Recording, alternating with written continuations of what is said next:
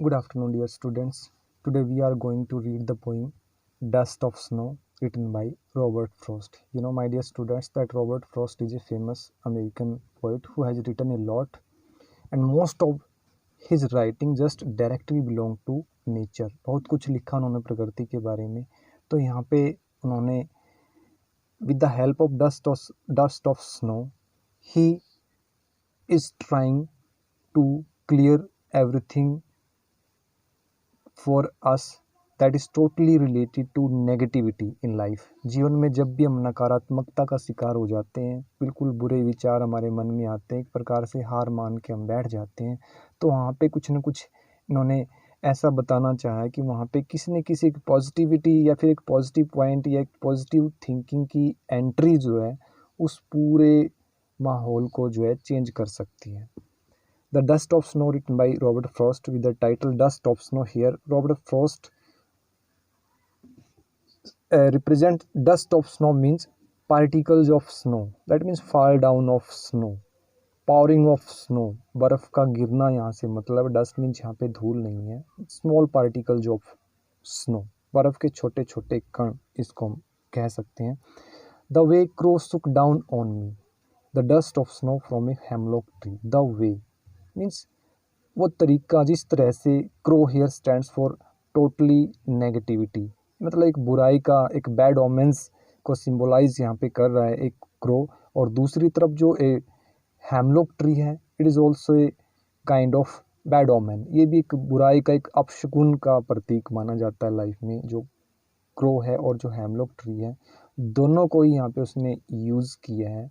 दोनों की ही हेल्प से वो ये कहना चाहता है कि everything that we think in our mind totally belong to bad omens, not belong to any type of fact. कोई भी ऐसी चीज़ जो मन में सोच के चलते हैं, जो हमने सुना है या जो हमने देखा है कि एक बुराई से जुड़ी हुई है या फिर उसका एक बुरा ही परिणाम निकलने वाला है, ऐसा एक्चुअली में लाइफ में नहीं होता. The way crow shook down on मी, जिस तरह से कौवे ने जो है सुक डाउन ऑन मी, मेरे ऊपर गिराया. The dust of snow, some particles of snow. एक कौवा है फ्रॉम ए हेमलॉक ट्री, एक क्रो है जो कि डायरेक्टली आके किसी हेमलॉक के पेड़ पे आके बैठता है, और उसके बैठते ही वहाँ पे क्या चेंज आता है, some particles, that means the hemlock tree was totally covered up with particles of snow. पूरी तरह से वो, मतलब पूरी तरह से बर्फ़ से ढका हुआ था वो पेड़.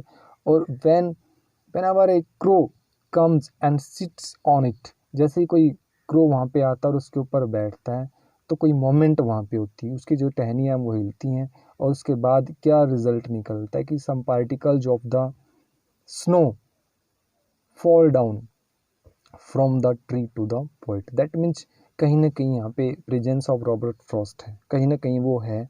और जैसे ही क्रो जो है उस पेड़ पे आके बैठता है, तो सम पार्टिकल जो snow directly touch to Robert Frost, तो वो आके उसके ऊपर गिरते हैं. Has given my heart a change of mood. whenever there is a connection between the particles of snow and the poet, it results into a big change. जैसे ही दोनों का आपस में जुड़ाव होता है, जो सम पार्टिकल्स ऑफ स्नो हैं, जैसे ही वो रॉबर्ट फ्रॉस्ट या पोइट के ऊपर जाके गिरते हैं, तो एक बड़ा चेंज वहाँ पे आता है. Has given my heart a change of mood, अचानक उसका पूरा मूड जो है वो बदल जाता है. And saved some part of a day I had dreamed. और ऐसा होने से क्या हुआ, उसका पूरा दिन जो बर्बाद होने वाला था, जो खराब होने वाला था, वो खराब होने से बच गया. That means the attachment of the particles of snow to the body of Robert Frost create a big change in his life.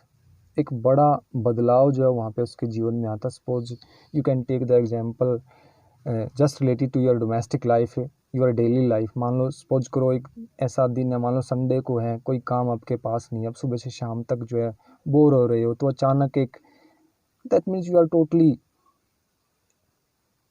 Having negativity in your mind. ऐसा लगता है कि बिल्कुल ना ना सब कुछ ना ना आपके मन में घूम रहा है सुबह से लेके, और काफ़ी टाइम चला गया वहाँ पे. तो ऐसे में एक नया आइडिया आपके मन में आता है.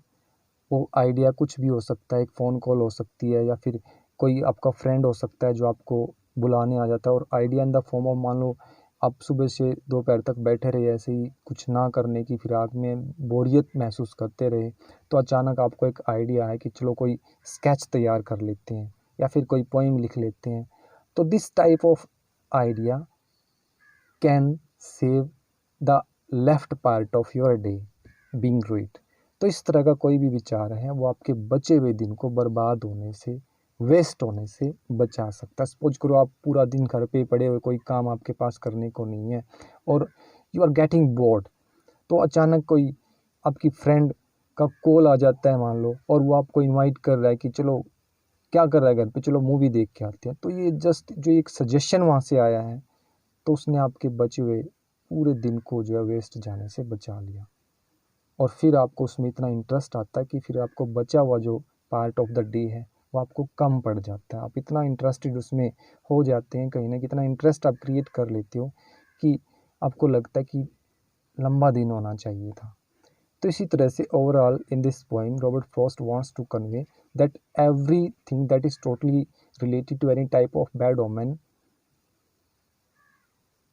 will not a symbol of total negativity in our life. If he want to make it clear, suppose करो मान लो एक और एग्जांपल हम यहाँ पे ले लेते हैं। मान लो आप सड़क पे कहीं जा रहे हो और सामने से एक बिल्ली रास्ता काट के चली जाती है, तो क्या लगता है आपको, एक बैड ओमेन हो गया।